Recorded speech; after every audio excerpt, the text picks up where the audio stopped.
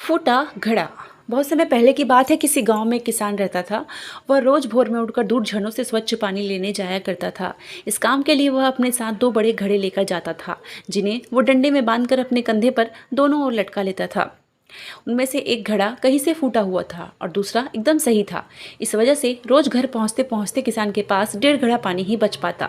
ऐसा 2 सालों से चल रहा था। सही घड़े को इस बात का घमंड था कि वो पूरा का पूरा पानी घर पहुंचाता है और उसके अंदर कोई कमी नहीं है। वहीं दूसरी तरफ फूटा घड़ा इस बात से शर्मिंदा होता है कि वो आधा पानी ही घर तक पहुंचा पाता है और किसान की मेहनत बेकार चली जाती है।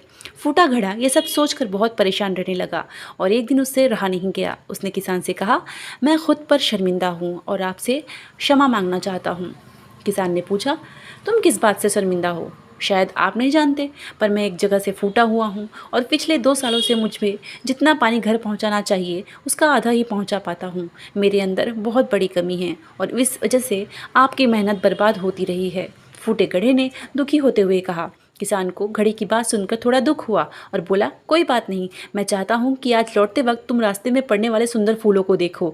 घड़े ने वैसा ही किया। वह रास्ते पर सुंदर फूलों को देखता आया। ऐसे करने से उसकी उदासी दूर हुई। घर पहुँचते पहुँचते फिर उसके अंदर से आधा पानी गिर चुका था। वो मायूस हो गया और किसान से क्षमा मांगने लगा। किसान बोला, शायद तुमने ध्यान नहीं दिया, पूरे रास्ते में जितने भी फूल थे वो बस तुम्हारी तरफ ही थे, सही घड़े की तरफ एक भी फूल नहीं था। ऐसा इसलिए क्योंकि मैं हमेशा से तुम्हारे अंदर की कमी को जानता था और मैंने उसका लाभ उठाया। मैंने तुम्हारे तरफ वाले रास्ते पर रंग बिरंगे फूलों के बीज बो दिए। तुम रोज रोज थोड़ा करके उन्हें सींचते रहे और पूरे रास्ते को इतना खूबसूरत बना दिया।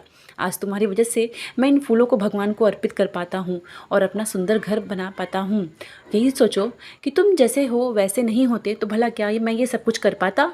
दोस्तों, हम सभी के अंदर कभी ना कोई ना कोई कमी अवश्य होती है, परंतु यही कमियां हमें अनोखा बनाती है। उस किसान की तरह हमें भी हर किसी को वो जैसा है वैसा ही स्वीकारना चाहिए और उसकी अच्छाई की तरफ ध्यान देना चाहिए।